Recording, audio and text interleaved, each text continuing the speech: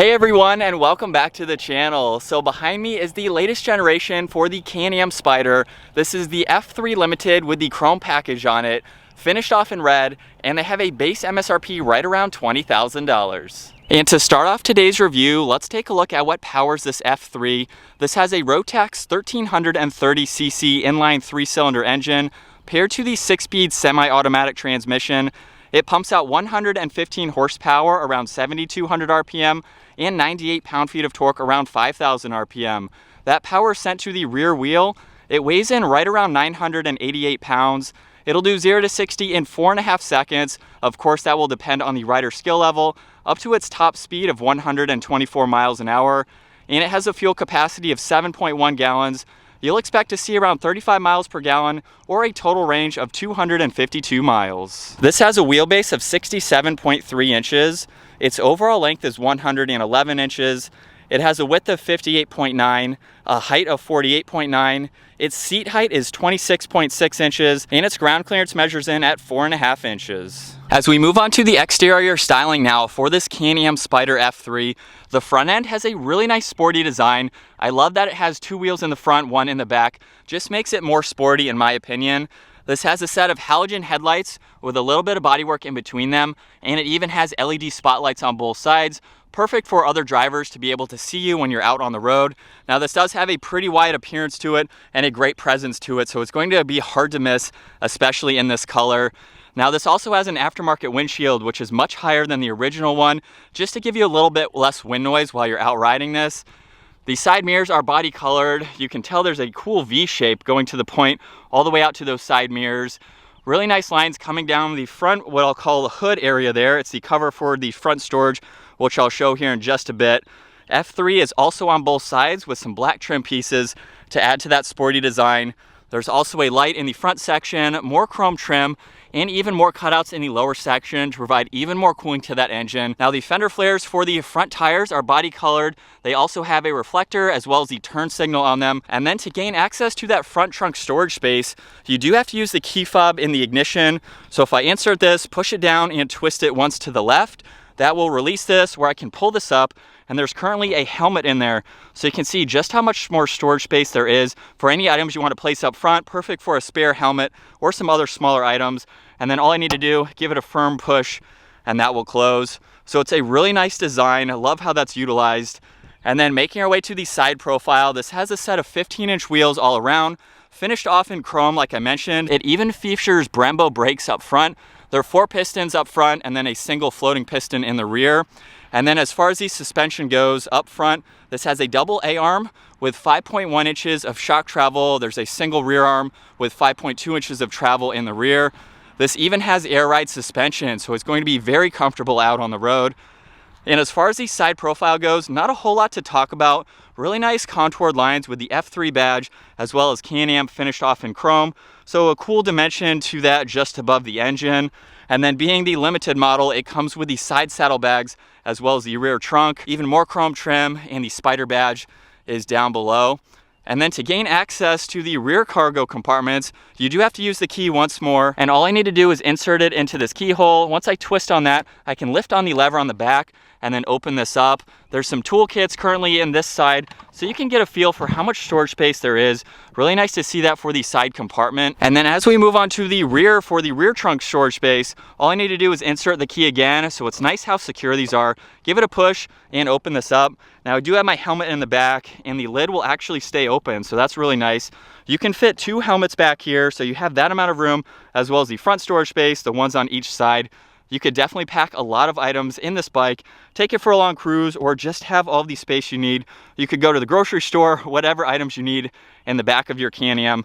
Definitely plenty of storage. This even has a rack up top for additional storage. The brake light is just underneath that keyhole. There's a reverse light right in the middle, as well as the Can Am badge.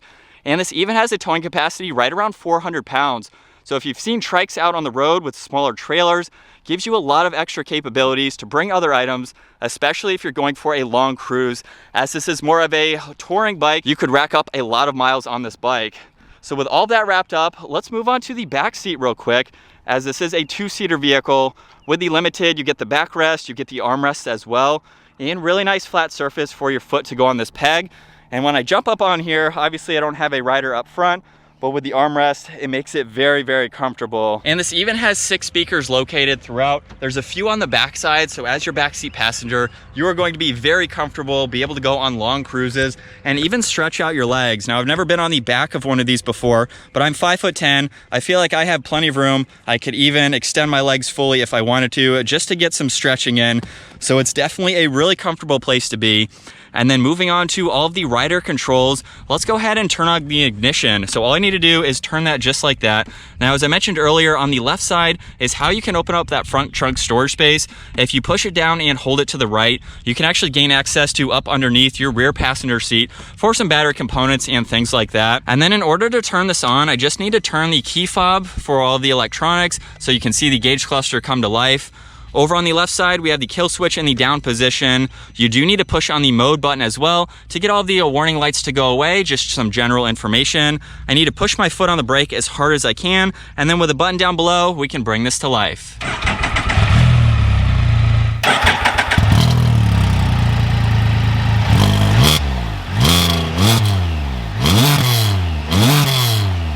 And then coming back to the gauge cluster, over on the left side is the fuel gauge, as well as the engine temperature, the odometer, and your miles until empty.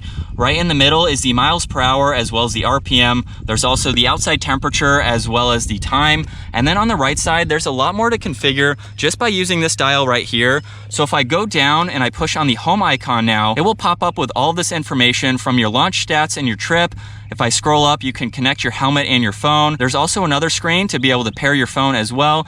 And I can scroll down to music, go through the speaker system, obviously being able to control all of that.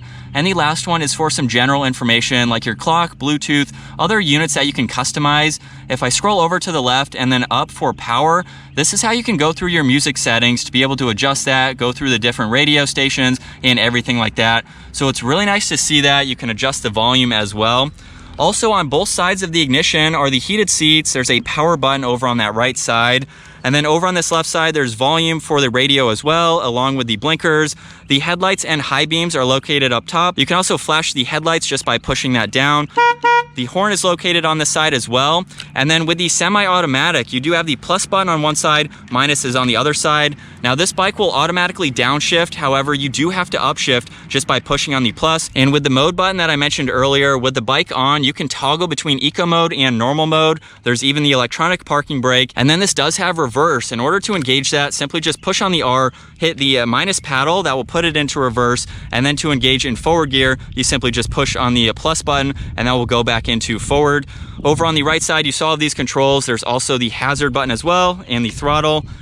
Really nice seating position for your front seat rider. There's the Can Am Spyder down below, as well as some more controls for the radio and even the gas cap, so you can fill this up quickly. So now that we're about to take the Can Am Spyder out on the road, it's a bit of a process to start it up like I mentioned earlier. You have a few different things that you need to do, and that screen in the center should pop up with those warning lights where I push on the mode button here with my foot all the way on the brake. We can start this up. Now the bike is currently in neutral. I can push on the positive paddle there, let my foot off the brake. It will beep if you forget to take the electronic parking brake off. So it's kind of nice that it has all those features. Just makes it a little bit more secure as well. And if I didn't mention earlier, there is a 12 volt up front. That's where this cable is coming from. So that way the rider can charge his phone and have it right here, right on the handlebars. Obviously there's a lot of aftermarket accessories that you can get for these bikes. And this ride is going to be kind of my first impressions with this bike. I have around maybe 4 or 5 miles on it. And I'm going to take it on some twisty roads here simply because I'm a sport bike rider. I like leaning the bike and getting it sideways. Obviously on this with 2 front wheels, you really can't do that. But this is really, really easy to ride. If you're not someone who is looking to use the clutch pedal, maybe you've already done that, you just want something that you can get on and ride, this is a perfect touring bike or trike to do that. Now, like I mentioned earlier, it will downshift for you, so it went to second gear. You can downshift if you'd like to. And what I'm really curious about on some of these turns is I want to try to lean like I'm on my sport bike, but obviously this is going to handle much differently. If you've ever been on maybe a 4-wheeler or a jet ski or a snowmobile, it handles kind of similar to those. Just to give you a perspective, especially comparing it to a sport bike or at least a two-wheel bike. And the owner said I could get on it a little bit. Once we get out of these twisties, we'll check the power for it, but this is much different than what I'm used to. I'm trying to lean as much as I can. It's definitely something, obviously, you ride more, you get used to. But this is a really cool bike. I'm honestly seriously considering buying one of these, simply for the fact that it's easy to ride, it's very comfortable for two people. Whew. And it'll get up and move. For the weight of it, it's definitely a peppy bike.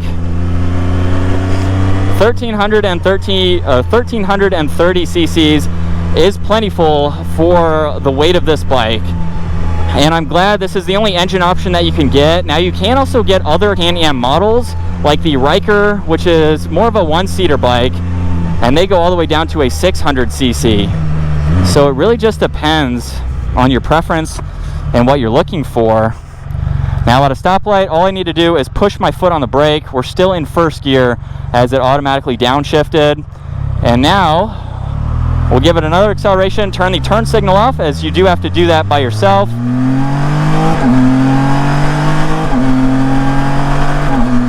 That was a full out acceleration up to speed. Now you can actually feel the shifts of this bike on the upshifts.